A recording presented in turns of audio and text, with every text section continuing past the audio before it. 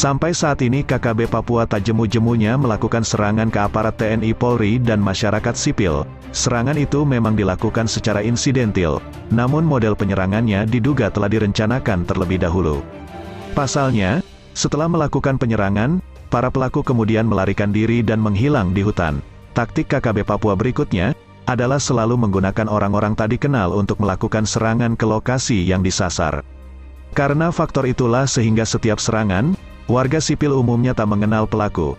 Bahkan kejadiannya selalu tak disangka-sangka baik oleh aparat TNI Polri maupun warga sipil lainnya. Belakangan ini beredar video yang memperlihatkan aksi KKB Papua di wilayah pegunungan. KKB tersebut dipimpin Goliat Tabuni, sosok yang paling dicari di Papua. Dalam video itu terlihat pasukan Goliat Tabuni berjalan beriringan sambil menenteng senjata. Mereka kemungkinan hendak menggelar pertemuan untuk merencanakan serangan. Lantaran pada video itu ada pula anggota KKB Papua yang menenteng senjata dan mengarahkannya ke udara. Senjata tersebut diduga merupakan pelontar granat, lantaran di video itu terdengar pula suara helikopter. Sementara terlihat pula beberapa anggota KKB Papua lainnya menenteng senjata laras panjang. Bahkan bunyi letusan senjata api pun terdengar beberapa kali. Pada akhir video tersebut sang perekam memperlihatkan satu helikopter yang sedang terbang. Ada kemungkinan, helikopter itulah yang hendak ditembak KKB Papua. Hanya saja, tidak diketahui di mana video tersebut diambil kemudian diviralkan. Sebelumnya juga beredar video pimpinan KKB Papua Goliat Tabuni sedang menenteng senjata dan memamerkan kesiapan anak buahnya. Video tersebut memperlihatkan sosok pimpinan KKB Papua, Goliat Tabuni, sedang mengumpulkan anak buahnya.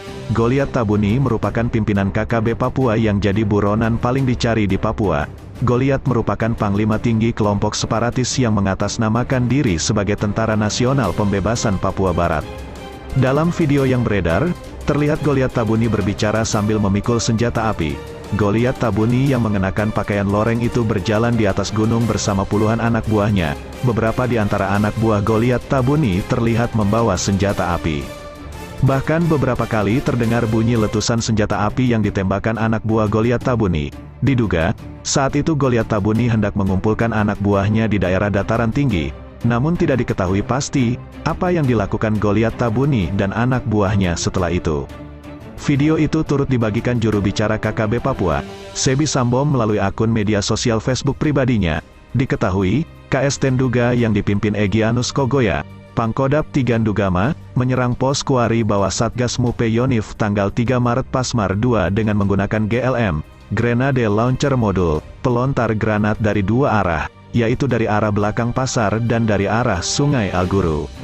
Mendapat serangan itu seluruh personel Satgas yang berjumlah 35 orang membalas dengan tembakan dan melakukan pengejaran terhadap para penyerang. Kemudian pukul 18 waktu Indonesia Timur dan Satgas memerintahkan 2 tim Trisula dipimpin Wadandan Pursus Kapten Mar Ari Mahendra dan 1 tim Waltis dipimpin Letda Mar Pujo Pratikno berangkat mengadakan bantuan ke pos Kuari bawah menggunakan kendaraan 1 truk dan 2 Kia. Selain 2 prajurit yang tewas, ada pula 2 prajurit yang kritis, dan 6 mengalami luka ringan. Adapun yang mengalami luka berat kritis adalah Serda Mar Randy Febriansyah dan Serda Mar Ebit Erisman. Kemudian 6 korban yang mengalami luka ringan atas nama Serda Mar Bayu Pratama, Pratu Mar Rahmat Sulman, Prada Mar Diki Sugara, Pratu Mar Adik Saputra A, Prada Mar Laharmin, dan Prada Mar Alif Dwi Putra. Hingga kemarin, jenazah prajurit yang menjadi korban penyerangan KST itu masih disemayamkan di Maskas Lanal Timika Kabupaten Mimika di Jalan Freeport Lama.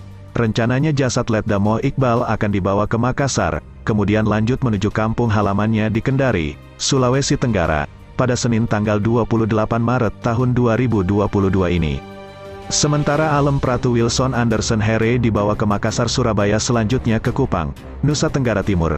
TNI mengaku masih mendalami motif penyerangan itu, sementara informasi yang didapatkan senjata yang digunakan menyerang para prajurit TNI itu adalah hasil rampasan kelompok separatis yang telah dicap oleh pemerintah sebagai teroris tersebut. GLM yang digunakan untuk menyerang diduga diambil dari Satgas Yonif 700. Adapun munisi GLM adalah rampasan dari Satgas Yonif 330.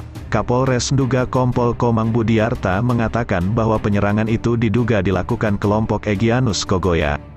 Mereka disebut mengeluarkan pelontar granat jenis GLM hingga terdengar ke Polres Nduga yang berjarak sekitar 1,2 km dari pos militer tersebut.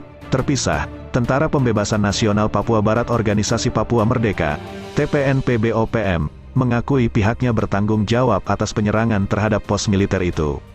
Penyerangan dilakukan bertepatan dengan hari ulang tahun kelompok separatis tersebut, saat HTPNPB yang ke-51 tahun yaitu tanggal 26 Maret tahun 2022 pasukan TPNPB Kodap 3 Darakma Ndugama melakukan serangan di pos militer Indonesia di Keneyam ibu kota Kabupaten Nduga, kata juru bicara TPNPB OPM Sebi Sambom kepada wartawan, Minggu tanggal 27 Maret tahun 2022.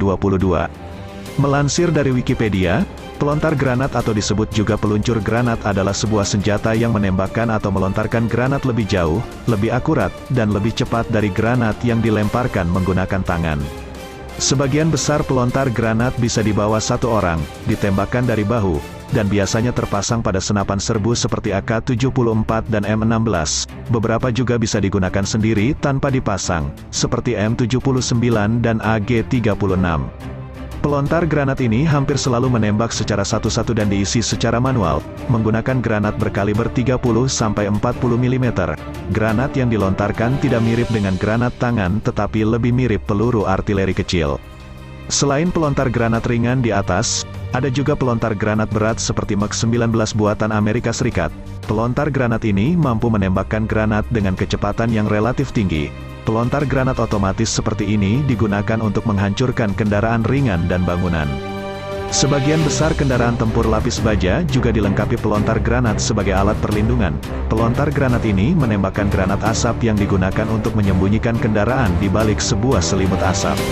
Melansir dari laman pindad.com, senjata pelontar granat milik TNI terdiri dari beberapa jenis yakni SPG-1V 2x40 mm, SPG-1V 3x40 mm dan SPG-1V 4x40 mm.